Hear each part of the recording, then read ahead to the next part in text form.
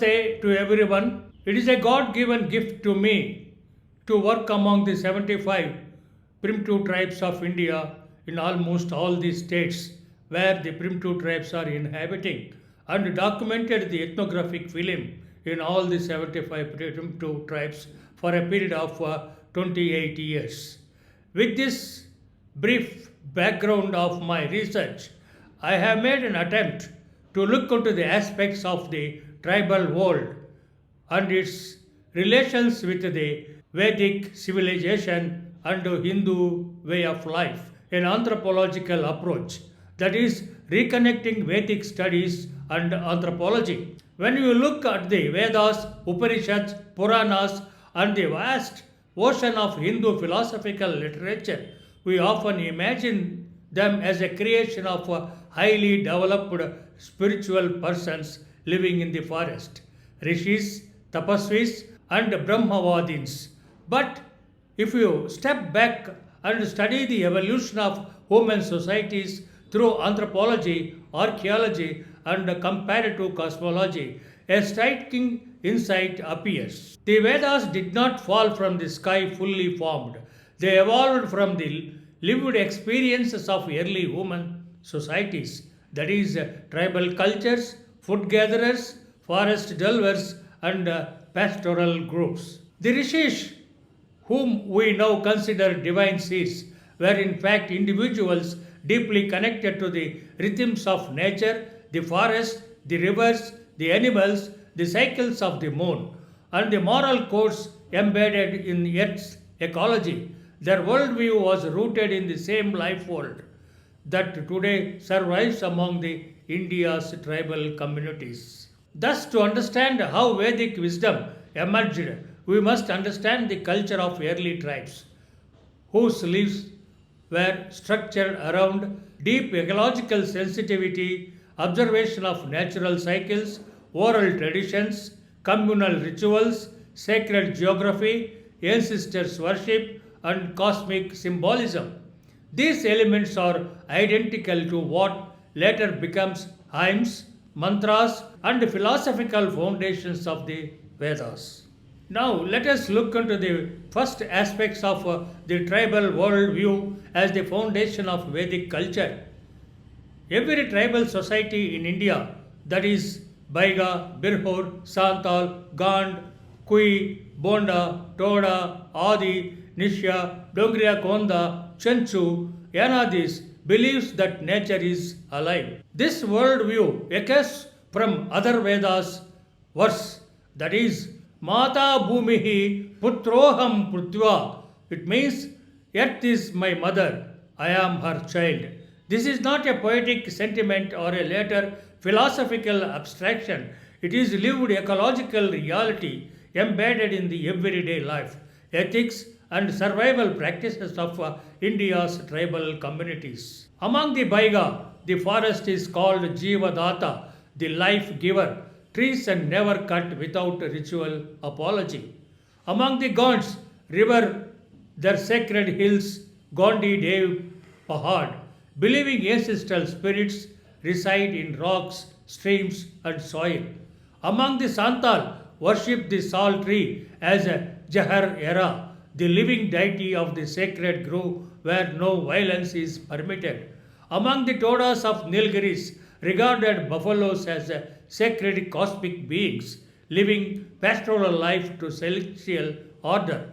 Among the Dongya Kond of Orissa, call the Nimagiri hills their living law, that is Nimagiri Raja. The Baiga and Bariya refuse to plough agriculture, being cutting Mother's Earth's womb is a sin. Among the Jarwa and Wongi tribes of Andaman Islands, speaks of the forest as a nurturing mother who feeds, heals, and protects. Among the Koya, river are addressed as an elder woman. Among the Kashi, sacred groves are ancestral classrooms of morality. Thus, the Rig Veda mirrors the worldview precisely, proclaiming Earth as a living, nurturing, and moral being, not a resource but a mother. One of the sloka from Rig Veda mentions like this: Apo hista mayobhavaha tana urje Datatana Maheranaya Chase. It means, O water, you are the bestower of bliss, grant us strength, nourishment, and clarity of vision. One of the sloka from the Rig Veda mentions about Agni Devata, that is, the fire god, as divine. The sloka reads like this: Agni Mido Purohitam Yajasvide Mrutijayam Hotaram Ratmam Datamam. I praise Agni, the household priest, the divine minister of the sacrifice, the giver of the precious gifts. One of the sloka from Prasanna Upanishad, Vayu, that is air, is described as a life force. Vayure Vedam Sarvam Bhutam Yasmaduktanam Pranodjadasti Vayureva Pranaha. All this universe is sustained by Vayu. There is no life apart from breath. Vayu indeed is a prana. This shows a direct continuity between tribal cosmology and Vedic cosmology. Now let us look into the important aspect how Rishis emerged from primitive tribal society. Anthropologically, human societies evolved through different stages: food gathering and hunting, fishing, early horticultural and shifting cultivation, pastoralism, agriculture and settlements, civilization and textual traditions. The Vedic Rishis belong to the transitional phases between pastoral society and agricultural settlement. But their deeper cultural memory, symbolism, rituals, and survival knowledge come from food gathering and hunting life worlds. The early Rishis were observers of natural patterns, listeners of the sounds of earth, rivers, animals, and winds, guardians of oral hymns, experts in herbs, seasons, rain cycles, wanderers of herdsmen, forest dwellers, exactly like today's tribal elders. The Rigvedic term Kavi, that is seer, originally meant one who sees the hidden pattern of the world, just like tribal shamans, medicine men, and cosmology keepers. Though constant observation, living with minimal possessions, and deep listening to nature, these early humans acquire inner vision. Their hymns are reflections of the lived ecological intelligence. Now let us look into one of the important aspects of tribal practices that directly parallel to Vedic ideas. First one is sacred mountains and hills. I have taken for this Dogya Kond, tribe of Orissa, as one of the best example. The Dongriya Kond of Orissa worship Niyamagiri hills as the living god of Niyamagiri. They do not visit the hill, they live as a part of it.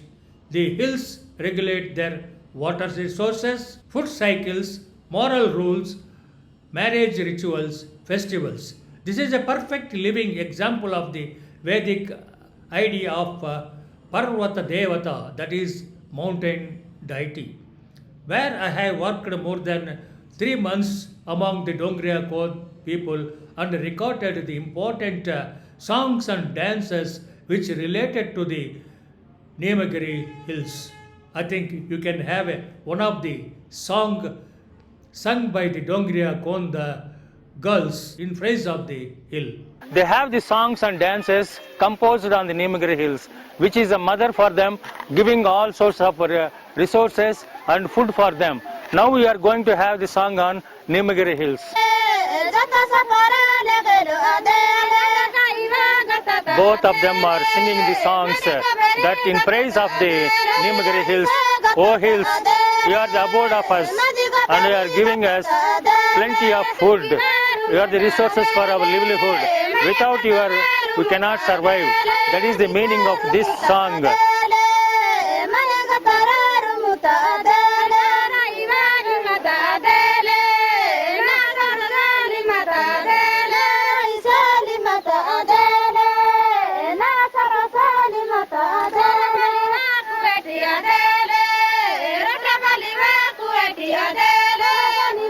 In praise of the Niyamagiri hills, they are singing this song. Now we are going to have about their views on the Niyamagiri hills, food gathering and hunting, and shelter, everything you are giving, O Mother God, O Mother Nimagili Hills. We are our goddess. We worship you always in praise of you.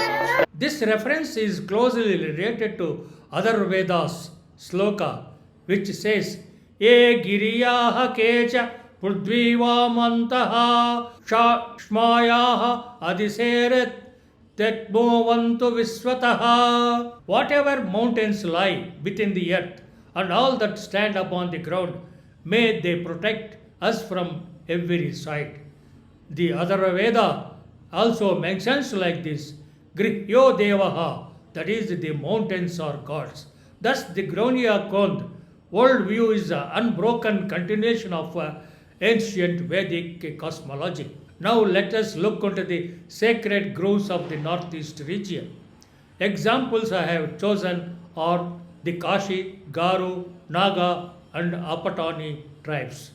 Across the northeast, the Kashis protect law, kin time, that is sacred groves where no leaf may be cut.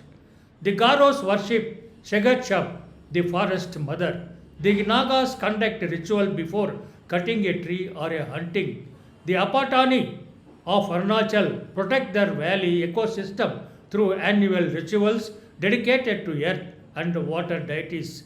This is parallel to the Rigveda sloka Na hasyate vanaspateha anapaya tattvam. This ethic conversation originated from tribal life, later absorbed into the Vedic law. Next example I have taken to relate with the pastoral life of the Toda. The Toda of the Nilgiris have a ritual complex around buffaloes. Their milk priests, sacred dairies, and movement patterns of cattle mirror early Vedic pastoral life. Rigveda frequently refers to sacred cows, sacred milk, sacred pastures, rituals around cattle migration. The Toda provide a living model of what pre-Vedic pastoral society looked like. Here I made an attempt how tribal societies are the living museum of Vedic origins. Anthropologists call tribes living fossils or living ancestors, not in an inferior sense, but meaning they are the preserve the earliest form of human knowledge and systems. Let us look into the parallels of primitive tribal practice and the Vedic equivalents. Sacred forests, Aranya Sukta, rain calling rituals, that is Parjanya Sukta, fire dance and fire worship, that is Agni Sukta, moon based calendars, that is Chandrama Manaso Jataha, ancestors worship, Pitrumeda Sukta, sacred mountains, that is Parvata Devata, river rituals, Saraswati Ganga hymns, herbal medicine, other Vedic Bheshaja. This cannot be coincidence. This is cultural evolution. The earliest ritual, ethical and ecological ideas in the Vedas grow from hunting rituals, moon-based timekeeping, observation of animal behavior, plant knowledge, fire worship, communal dance, ancestor veneration. All these survive mostly clearly today among tribal communities. Now let us look into the tribal consciousness and the birth of Vedic spirituality. The first one is direct observation from philosophy. The first spiritual insight came not from books but from tracking animals, understanding seasonal winds, reading the moon, listening to rivers, surviving through forest knowledge.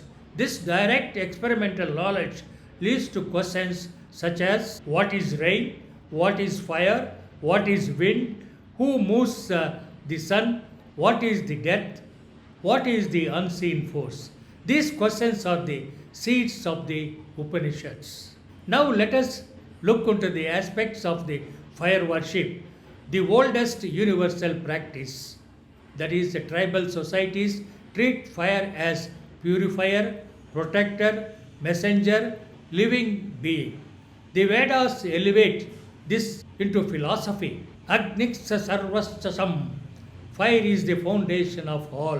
One of the sloka from Taitreya Brahmana mentions like this. Agnihi sarvasayatanam Agneyaratanam apaha apohi sarasya bhutasya adaram.